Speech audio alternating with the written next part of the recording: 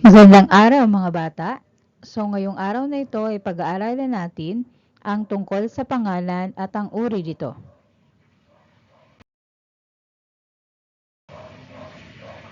Ano nga ba ang pangalan? Ang pangalan ay bahagi ng pananalita na tumutukoy sa ngalan ng tao, bagay, hayop, lugar, at pangyayari.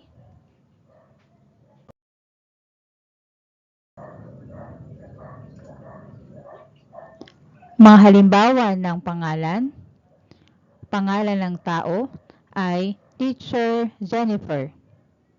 Pangalan ng bagay, ballpen. Pangalan ng hayop, kabayo. Pangalan ng lugar, paaralan. At pangalan ng pangyayari ay Pasko. Tayo ay may dalawang uri ng pangalan. Ang una ay ang pantangi. Ang ikalawa ay ang pambalana.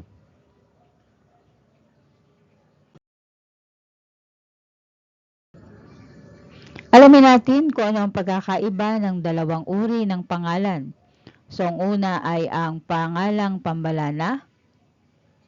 Kapag sinabi nating pangalang pambalana, ito ay karaniwan o pangkalahatang katawagan ng ngalan ng tao, bagay, hayop, lugar, at pangyayari. So, maaari natin itong makilala sa pamamagitan ng pagsulat nito o nagsisimula siya sa maliit na letra.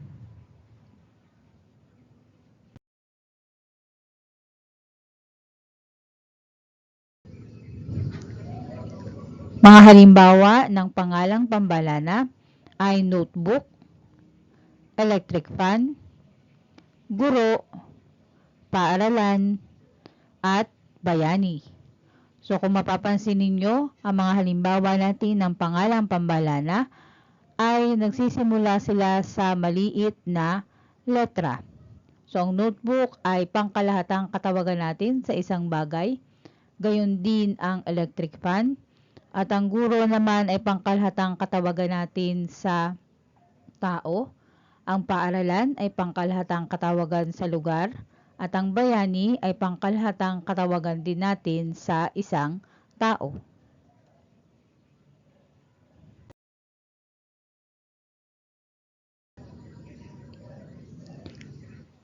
Ano naman ang pangalang pantangi? Ang pangalang pantangi ay tiyak na ngalan ng tao, bagay, hayop, lugar, at pangyayari. At ito naman ay makikilala natin kung ito ay nagsisimula sa malaking letra.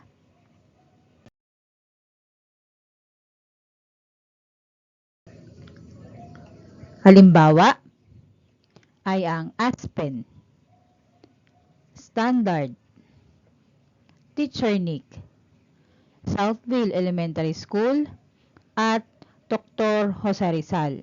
So ang sabi natin kanina, so ang pangalang pantangi ay tiyak na ngalan ng tao, bagay, hayop, lugar at pangyayari. Kung saan sa ating halimbawa, ang Aspen ay tiyak na pangalan ng bagay na notebook. Samantalang ang Standard ay tiyak na pangalan ng electric fan. Ang Teacher Nick ay tiyak na pangalan ng guro. Ang Southville Elementary School ay tiyak na pangalan ng paaralan at Dr. Jose Rizal ay tiyak na pangalan ng isang bayani. At makikilala natin ang pangalang pantangi kung ito ay nagsisimula sa malaking letra katulad ng nakikita natin sa ating halimbawa. So yun lamang po at sana ay naunawaan ninyo ang tungkol sa pangalan at ang uri nito. Magandang umaga pong muli